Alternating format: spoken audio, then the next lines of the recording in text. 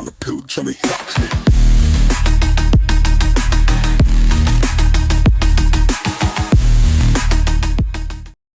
Hi everyone, Brybone here, back with another episode of the Weekly Purple Team. And this time, we're going to wreck Credential Guard. I'm actually pretty impressed with this. Credential Guard is a virtualization utility that has a pass the challenge between a virtual layer that lives inside Windows 11 to get credentials back and forth. This basically is out there to prevent LSAS dumping, right? If you dump LSAS, it will be empty. Many of you have heard of me talk about Credential Guard before. We're going to wreck Credential Guard today. Now, the way this works, it works with Remote Credential Guard. And Remote Credential Guard is the successor to Restricted Admin mode.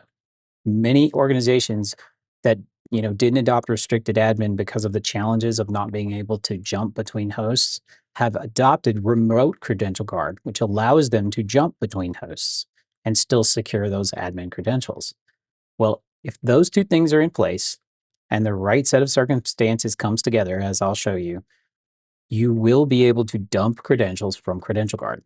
This has been something that I honestly did not think was going to happen, but it has happened. So let's take a look at it. All right. First, probably want to check out this article, Catching Credential Guard Off Guard. This is the article by Vladimir Caro. This explains how this works, and it is pretty in-depth. If you don't understand Kerberos or the LSA or how these things work, it is pretty in-depth. So just realize it's a pretty tough read, but it's a great read. It was a very, very interesting set of research here. So shout out to you guys. Dumpguard is the utility that we'll be using today. You can see by rec right here. Dumpguard is about 4 months old. I kind of hesitated doing this on this one because there was still the NTLM v1 piece that you had to crack. So it wasn't as easy as it is now. But Mandiant just released rainbow tables for net NTLM v1. So that basically means cracking these are now super trivial, right? Now, once again, this is not a perfect scenario. It's not an easy win every time. But if you can get this to work, you can dump credentials from Credential Guard. All right. Well, let's take a look at how we do that now. So we're going to jump over here to Windows 11 host 1. And just realized I have used EDR locker on this host. And that means that the EDR is dead.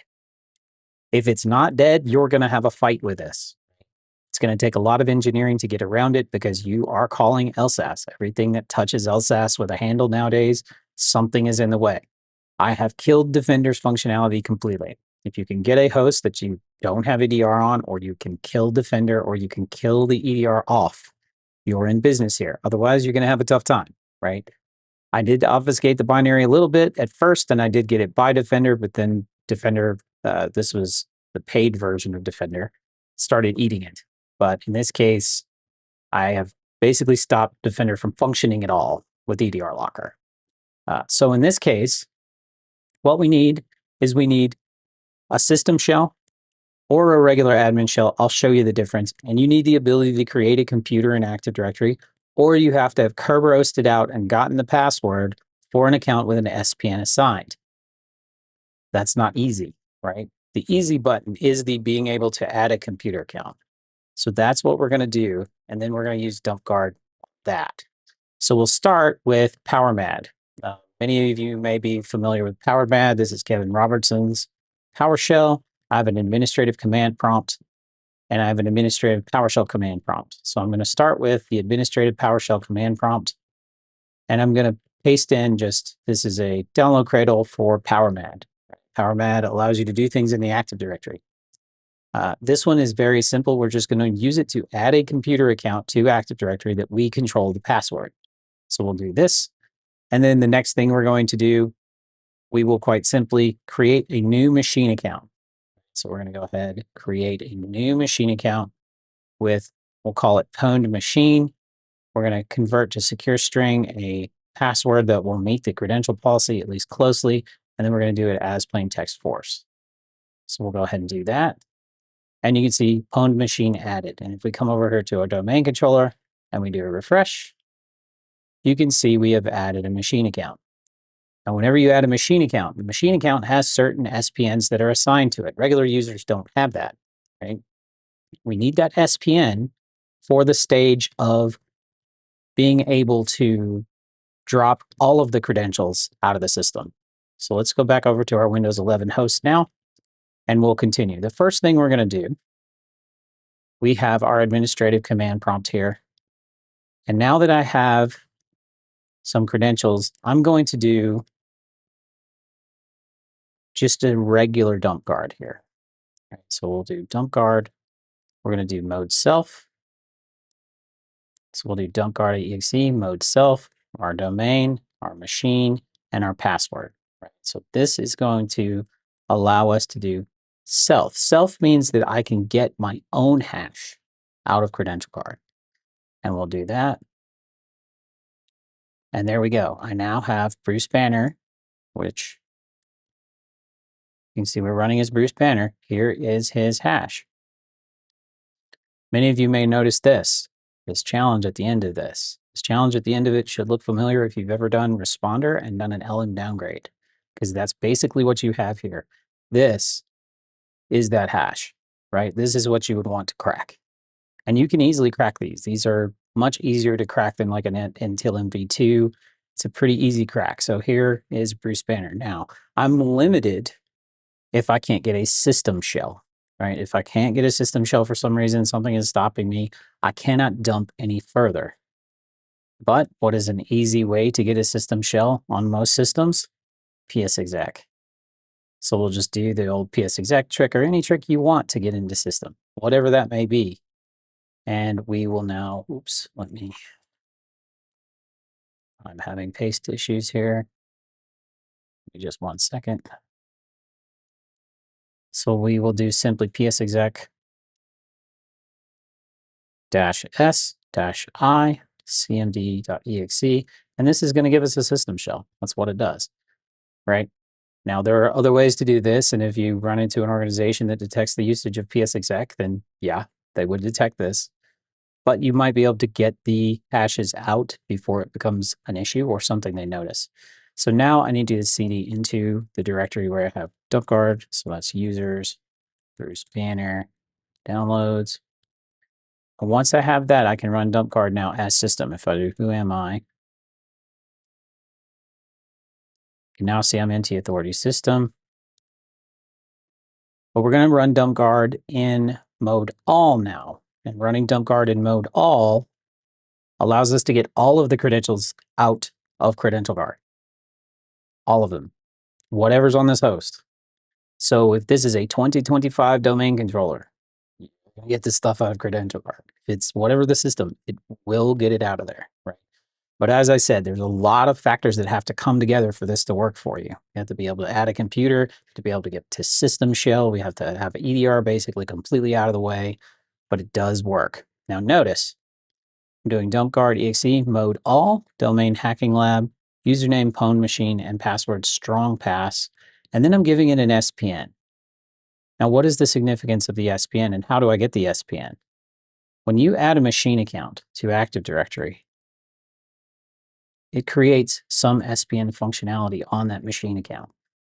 So we're going to do SPN this L. We'll do pwned machine here.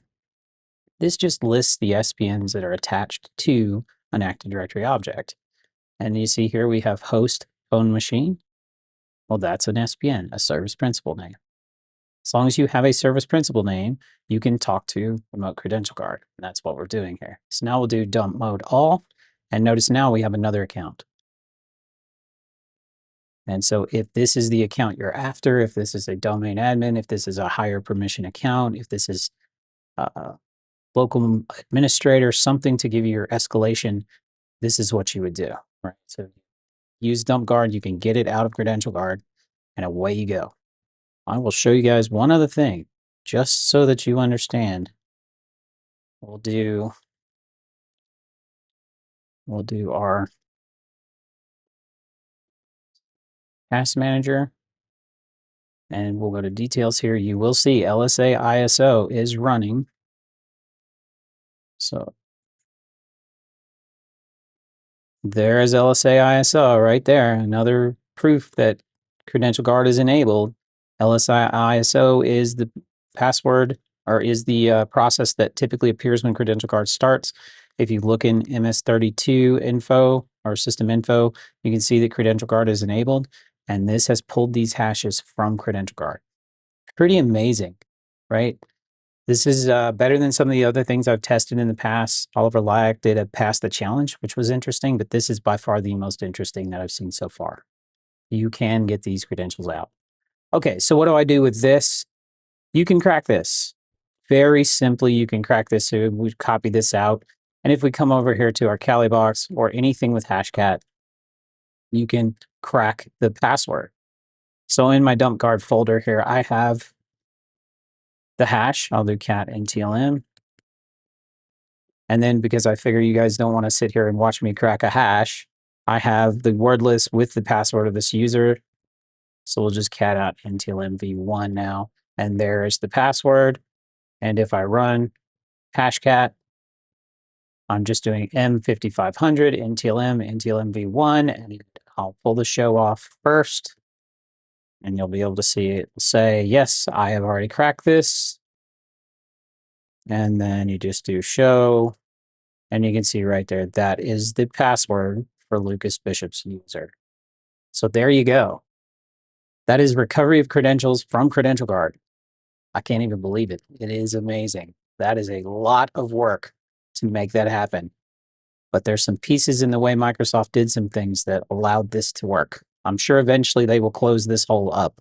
But right now, given the right scenario, you can get credentials out of Credential Guard. All right, that's the red. Now the blue. This one on blue is tough. I had to really strain my brain to think of ways that you could possibly detect this. One of the easiest ways is syntax of the tool, right? So if we use something like event code 4688 or 1, and we look for mode all or self, right? That is part of the tool. You would be looking for mode all or self. So if we do event code 4688 or 1 and mode and all or self, we can see that this will function. It's not going to be the best detection, but it will function. So let me bring this time frame down a little bit. We'll go last 15 minutes right there. And as you can see, a new process has been created here. If we take a look at the process, we can see dumpguard.exe, and its command line will have said, let's see, where is the command in here?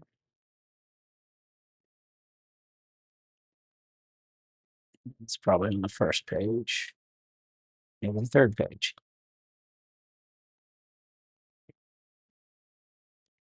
Okay, strange. Well, let me clear this, and maybe it didn't give me the right event. There we go. And that was it. It didn't give me the right event. That was one from previous. So dumpguard.exe, you can see mode all right there. So you need mode all or self. So if you're looking for this tool, there will always be mode all or self. An adversary might rename the binary. And in theory, they could go in and change this. But I just don't typically see adversaries changing command line syntax in a tool. They certainly could, but I typically don't see that. So if you saw this in the wild, you could detect it with mode all or self from a process execution. And that is implying that you have process command line. And remember, we took EDR out of the mix here. So if EDR is what you're using to log this, you're not going to get anywhere. You need to have this on your workstations and on your host, logging this to SIM or XDR or something like that, right? Okay, the next one. This one works, but could be a bit of a hunt. And it also implies that you know what normal is in your environment. So you can look for event code 4656, which is handle creation to LSAS. To touch these things, handles have to be created to the LSAS process. Now, many things create handles to the LSAS process. So what you need to do is in WinLog event data process name, you want to look for where that's coming from and bring that down, right? You don't want to detect everything touching LSAS. In this case, I'm looking for anything in C users that would touch LSAS. You could look at any world writable directory. You could look at app data. You could look at different areas where processes running probably should not touch LSAS. So now if we do this search, we can see right here, we have 4656. Immediately we see Dumpguard. And if we expand this, we can see right here, the process name was C users Bruce Banner downloads Dumpguard. Why is a process from downloads creating a handle to LSAS? That's bad, right? You don't want to see that. Typically, handles to LSAS should be created by trusted apps. Now, notice there is a false positive in this list, though. Notice OneDrive. OneDrive, okay, right? Why is that there? It's in users, Bruce Banner, app data, right? It's not, it's because I did see users. If I did see users downloaded or see users app data, I could eliminate that false positive. But this is more of a hunting query. Creating real-time alerting on this, you'd have to know your environment very well. If you know your environment very well, this absolutely could be used for a traditional real-time rule. Otherwise, this is a threat hunt style rule. Okay, that's it for this week. That is the purple team of Dumpguard. This was really cool research. If you guys see any other ways that you can think of detecting this, in the original article from SpecterOps, they said that detection of this is incredibly challenging. It is. It's harder than many of the other things that I've had on this channel. I was really stretching my brain to try to find ways to detect this. This was the two that came to mind easily. The handles manipulation and the reaching into LSAS, and then the just usage of the tool syntax. They're only okay detections. There could be better. If you can think of something, let me know. We'll put it in the threat hunt document that I always put out in my GitHub after these videos, and we'll ensure that the community is updated on how to detect this, because when this kind of research gets out there and adversaries start seeing it, then the whole point of Dumpguard is kind of beat, right? Okay, that's it for this week, and hack the planet to defend better. From the pillar,